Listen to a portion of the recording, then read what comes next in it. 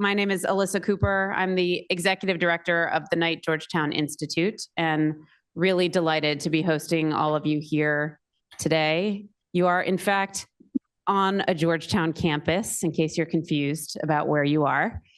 This is the Capitol campus of Georgetown, and it's where all of Georgetown's centers and institutes that focus on technology and society are housed, including ours, KGI. So we're very happy to have you all here with us.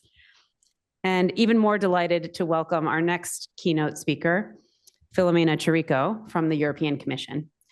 Filomena leads a unit in charge of implementation of the Digital Markets Act in the European Commission's DG Connect Platforms Directorate.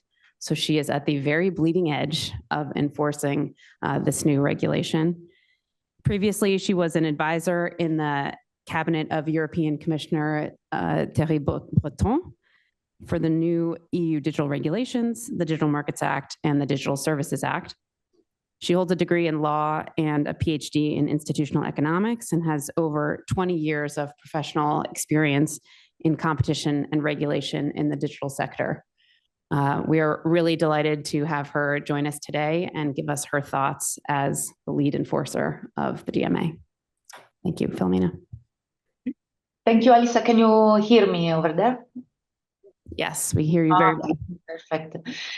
Thanks a lot, and let me really express my deepest regrets for not being there in person, because I had planned this participation, and I was hoping to see you all and to interact with the participants physically now in DC. But you know, some people are thinking that now everything is paused in Brussels. Well, that's not true. So for a number of reasons, I wasn't able anymore to travel, but I'm very happy that I can at least share some thoughts with you on screen today. I just put some slides. They're not very detailed or anything, but to maybe guide the thoughts that I will be sharing with you. I understand that thankfully Andreas has shared already his thoughts about the current cases and the open ongoing enforcement actions. So what I thought I would do for you today, it's a bit of a stock taking of what has happened in the first year of implementation of the Digital Markets Act.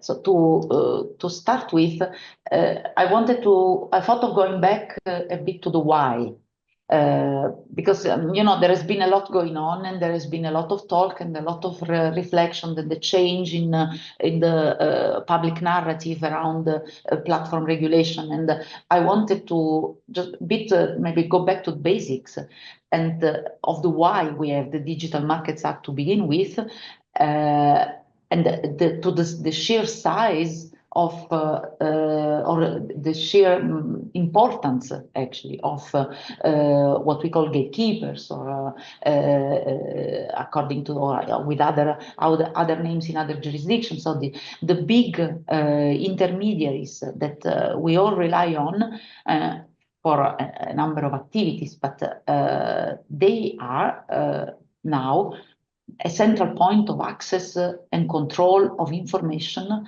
or of innovation, of accumulation of user data. This, in many cases, I put it in this slide in the context of the European economy. Many EU businesses are dependent on marketplaces for their own existence in the European single market.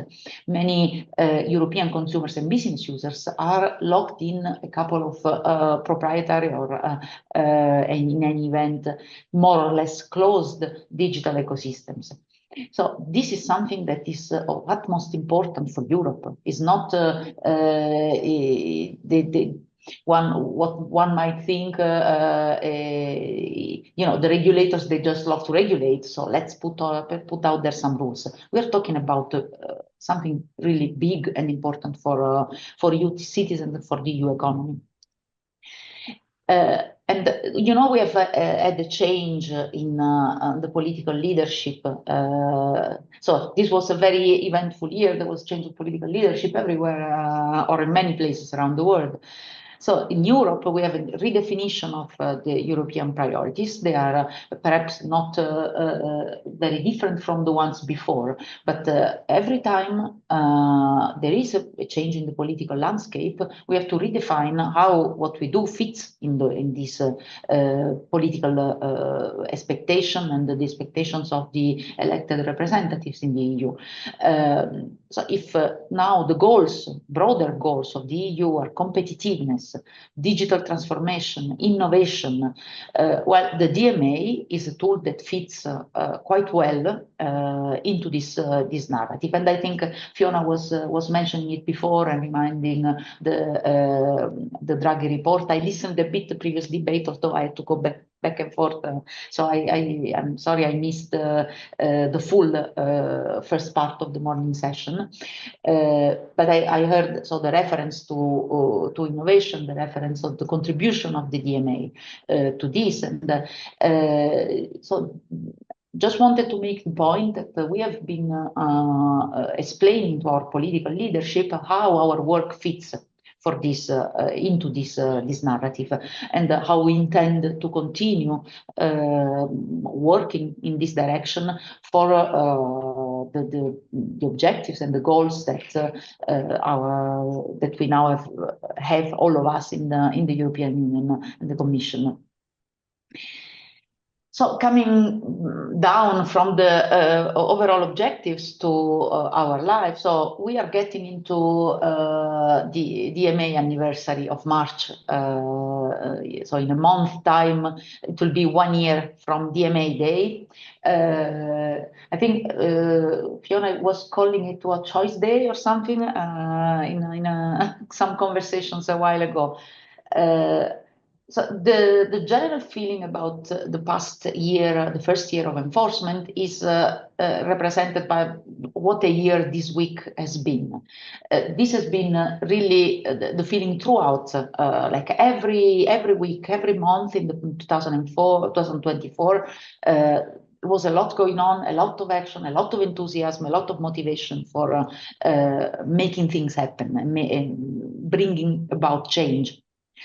So what will happen in March? Very soon, not only that is 1 year from the past implementation day, but also we will have a second round of compliance reports from Gatekeeper, which will represent the progress, the changes, what has been achieved after 1 year of continuous regulatory dialogue in or outside the shadow of a non-compliance proceeding, of course. March is also the month where we will have the legal deadline for the ongoing specification proceedings. You have seen that we launched this new tool that we have in the DMA that is about specification. It's called specification proceedings. It's not a case. I keep explaining this also about the interoperability obligation, in particular with regards for these particular proceedings, the situation of Apple iOS and iPadOS to some extent in one of the two proceedings. So the idea, I want to be always very clear when I explain, when I speak about specifications, is that here we are not talking about what the company is doing, but what the obligation requires. That's why it's a way to make the obligation clearer for the company to implement it. So it's not about assessing what Apple is doing. It's not about imposing fines. This is about explaining the obligation itself and discussing also with company and with the gatekeeper in this question, in question, and with third parties that are interested, what it actually means to achieve interoperability in certain contexts. We are not discussing interoperability as such. March sign gives also the deadline for the open non-compliance cases.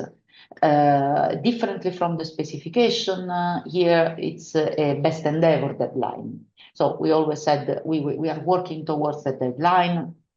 but it's a different different animal compared to the previous one, where it's really it's been the will of the legislator to say, now you have to take a decision within 6 months. And I can tell you, one of the things we learned, that 6 months are very short. Then also very soon we should also be able to publish the second annual report of the DMA, which will set a bit the overview of what has been done, and is the first one where we can talk about implementation and not only the designation, which was the case last year because we were just out of the set of designations of gatekeepers. It will not surprise you that we have launched also the review, which is due by 2026 of the DMA. We have a number of studies, in particular, if I'm not mistaken, I heard some mention of this before, the interoperability of social networks. So we are also looking into this matter in view of, as required by the DMA, in view of the review in 2026. So let me recap a bit the life cycle of the DMA very briefly, because we have the tendency of discussing very often of jumping into the discussion of cases. But here the word that we want to highlight, and this also on our website, the DMA website, is the word compliance. So that's the logic of an ex-ante regulation. That's the logic of having a life cycle of the DMA that starts from, of course, that's old story now, but might still happen, notification, or actually it might still happen that we launch in market investigations for designation of new gatekeepers that have not been subject to supervision yet in the first round of first and second round of designations. Then there have been the 6 months to comply, to put on the table ex-ante mechanisms to comply with the obligations, to inform the public and the Commission through the reports about how and what has been done, and then to start the regulatory dialogue.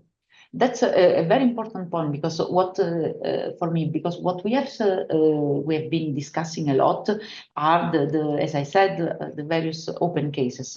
But there is a lot that has been going on that is not part of the open cases, but still has a profound impact on how the DMA has been implemented.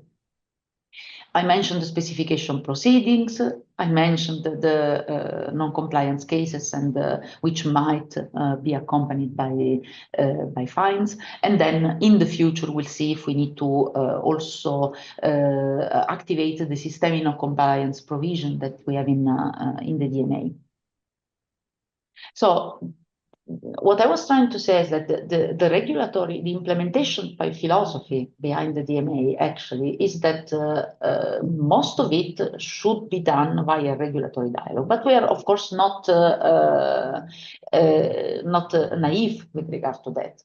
You know that usually companies that are newly regulated, they will try to test the boundaries of the regulator, and that's why we also need the enforcement power, and we have activated enforcement powers. We have opened non-compliance cases for this reason. But the bulk of what has been going on, all where we have been very busy with, actually is happening, is the iceberg below the surface, regarding all the other elements of the DMA that we've been monitoring and supervising. So a couple of words of, and I'm trying to keep my time, of what we have activated of our supervisory toolbox in past year. And actually we have basically activated almost everything. We had a number of multilateral conversations. I think I understand that yesterday there was also a discussion on the effectiveness of the different conversations that we had, whether it's multilateral, it's closed door, it's open door, public, whether it's technical, less technical, tripartite or bilateral. So we have activated all these tools because each of them has not only advantages and drawbacks, but also serve different purposes. So we were really committed to maximize the impact for each of those different way of engagement that we have experimented. And although I've heard, for example, some comments about the workshops, the public ones, to be honest, we have heard different things. We have heard how useful they have been to expose in the public domain what the DMA, what the gatekeepers, sorry, have done to comply. On the other hand, they did not allow going in depth or engaging, no, maybe more in detail to express views or perhaps because of also the public nature of it. And yet, in the first part, even with all the drawbacks that might have been identified, is very important for public accountability, because that's something that we try to put out very clearly. The DMA is not a bilateral conversation, is a public conversation as much as possible. Nevertheless, we had very, very numerous technical meetings. I don't even, I'm not even sure how many we had that pertain to one specific obligation.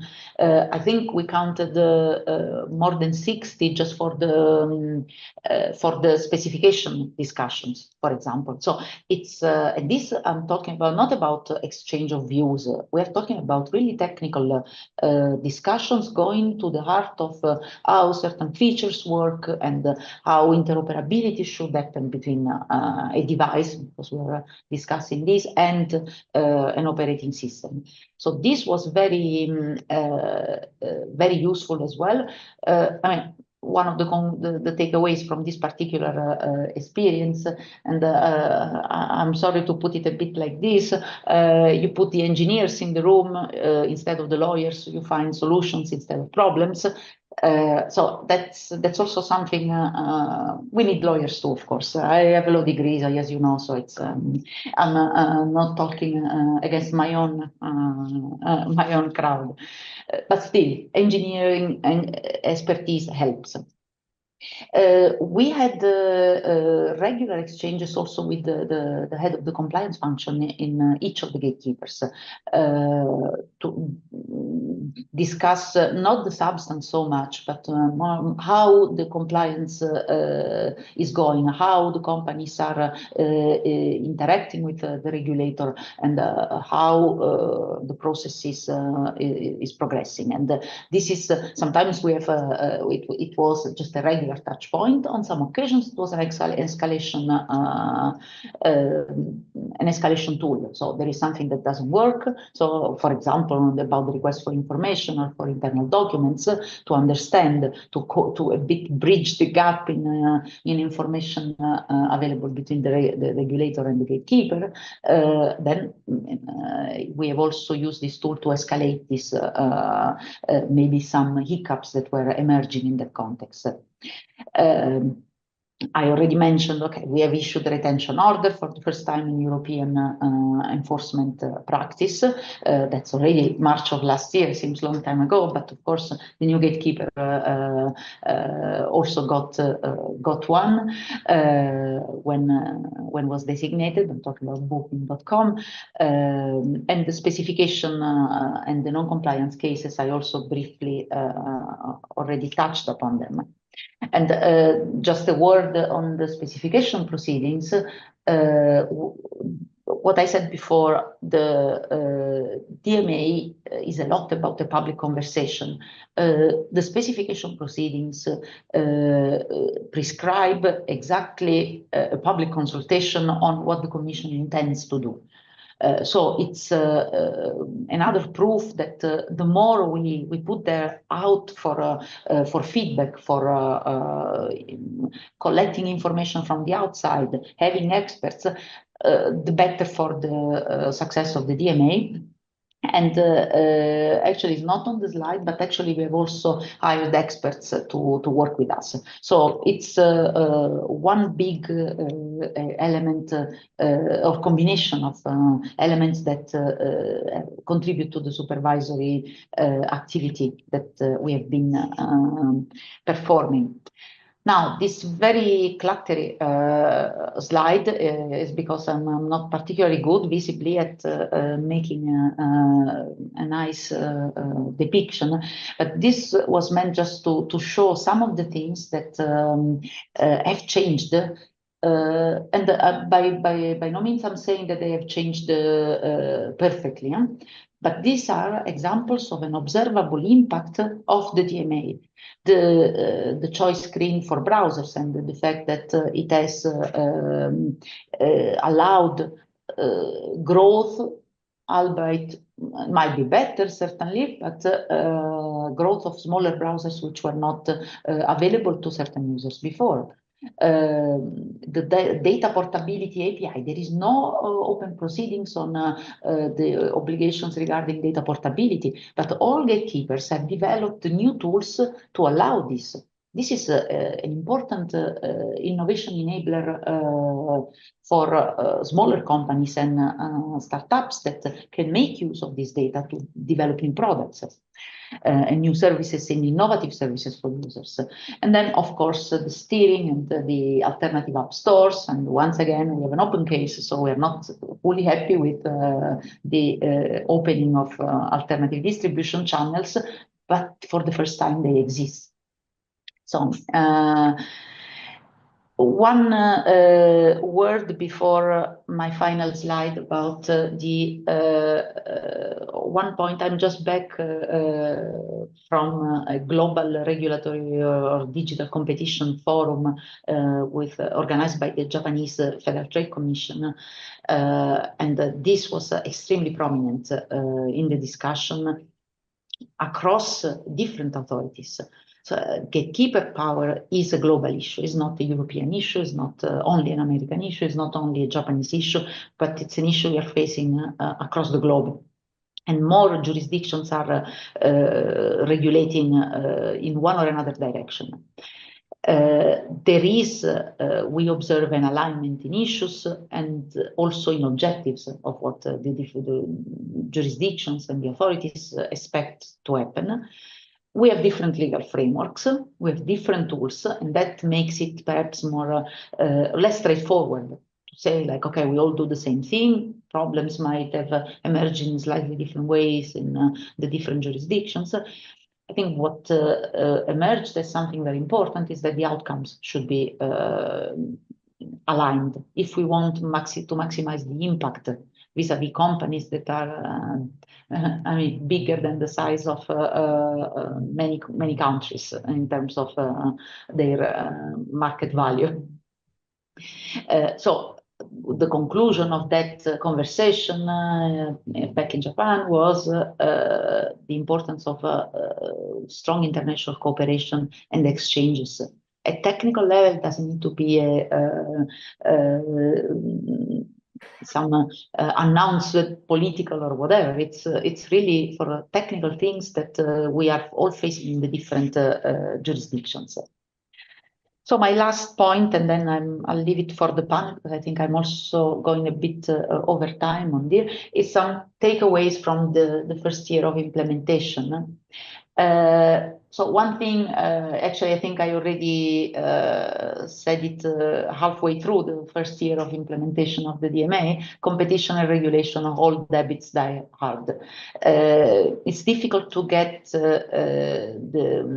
the discussions out of the habits that were created during years and years of competition enforcement discussions. But we are doing something else, and slowly but surely we are moving towards a different understanding of how to deal with the regulator, what to expect that the regulator will do, and hopefully also avoid certain delays in processes that are not related to the new reality.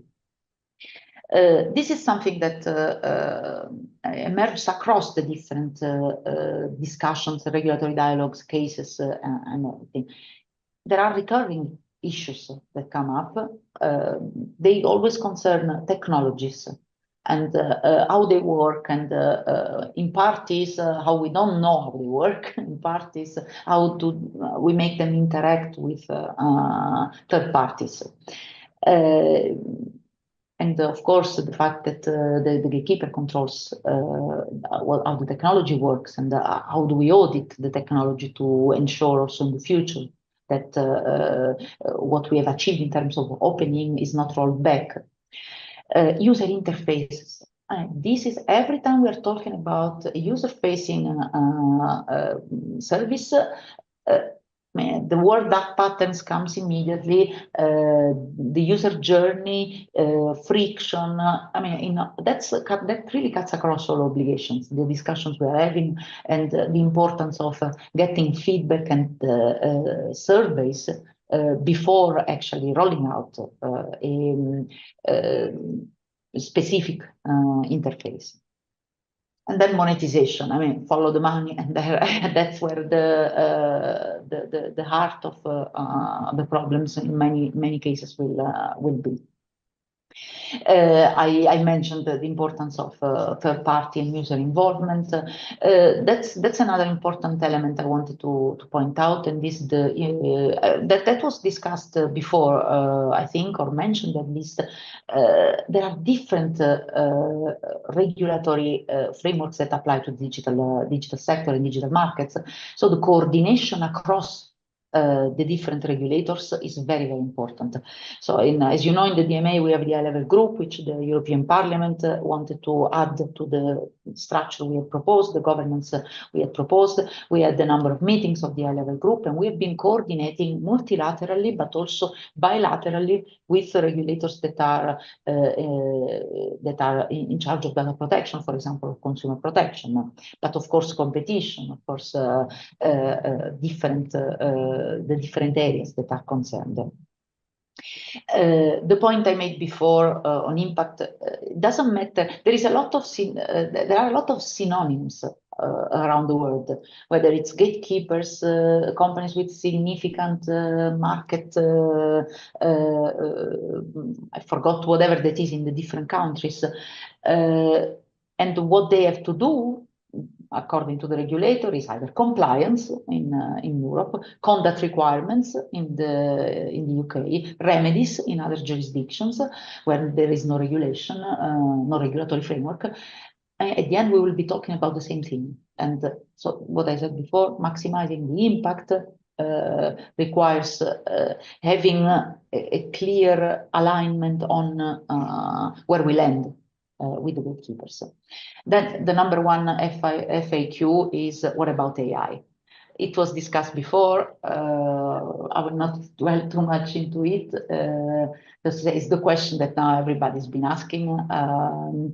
Yes, the DMA can do also something regarding AI, and should do something about AI. So we are looking into it as we are in our supervisory activity. We also discuss the innovation processes that concern AI and that fall within the supervised core platform services. So it's part of our regulatory dialogue as well. And then just let me finish with this. I think there will be discussion in the next session on this. Are we seriously back to discussing whether regulation and innovation? I thought we were out of that discussion. So I was an academic before. We were discussing this when I was a PhD student, and we are back to regulation is the bad guy for innovation. Well, I already said before why we think that the DMA actually enables innovation. Actually, without regulation, there is no innovation. There is the Wild West. And one thing that I take from a small developer who actually, for the first time, was able to provide to the users of a specific platform its product, its idea for games. What else have we been missing? Because we were waiting for the permission of the gatekeeper to innovate on the platform. I leave it at that. Sorry for taking a few more minutes than what was allocated to me. And thank you very much for listening. Looking forward to the discussion.